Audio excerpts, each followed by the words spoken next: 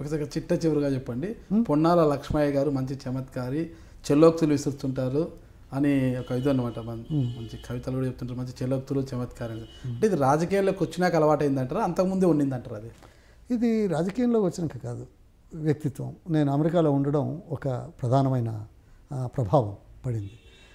అమెరికాలో మనం పని విషయంలో ఎక్కడ రాజీ లేదు, కానీ పనితో పాటుగా చతురత, హాస్యం ఆ సమాజంలో ఉంది.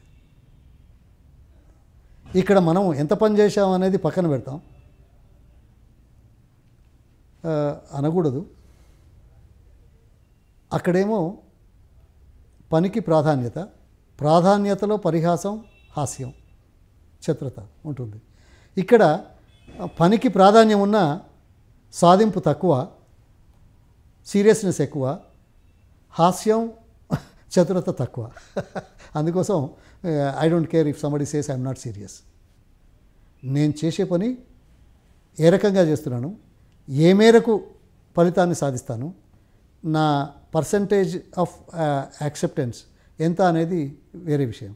కానీ హాస్యానికి, సీరియస్నెస్కు, పనితనానికి ముడిపెట్టేది మంచిది కాదని తెలియజేస్తాను.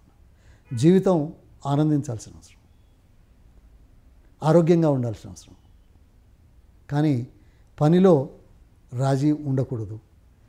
పనిలో రాజీ ఉండకుండా ఉన్నప్పటికీ కూడా నేను అదే అంటాను, హాస్యం ఉండడం తప్పే ఉంది, ఎంజాయ్ చేయడం తప్పేంది, నవ్వడంలో తప్పేంటి?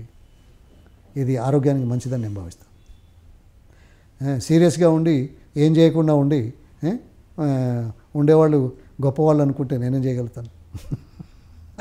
ఇప్పటివరకు చూశారు కదండి, జనగాం నియోజకవర్గ మాజీ ఎమ్మెల్యే, తెలంగాణ మాజీ పిసిసి అధ్యక్షులు, మాజీ మంత్రివర్యులు పొన్నాల లక్ష్మయ్య గారు చెప్పిన అంశాలన్నింటినీ కూడా 2019 ఎన్నికల్లో తాను జనగామ నియోజకవర్గం నుంచి పోటీలో ఉండనా అనేది ఇప్పుడు చర్చించుకోవాల్సిన అంశం కాదని, పార్టీ ఏది నిర్దేశిస్తే ఆ పనిని చేసుకుపోతాడని, పార్టీ ఎక్కడ నిలబెడితే అక్కడ నిలబడి పార్టీ కోసం పనిచేసే వ్యక్తినని చెబుతున్నారు.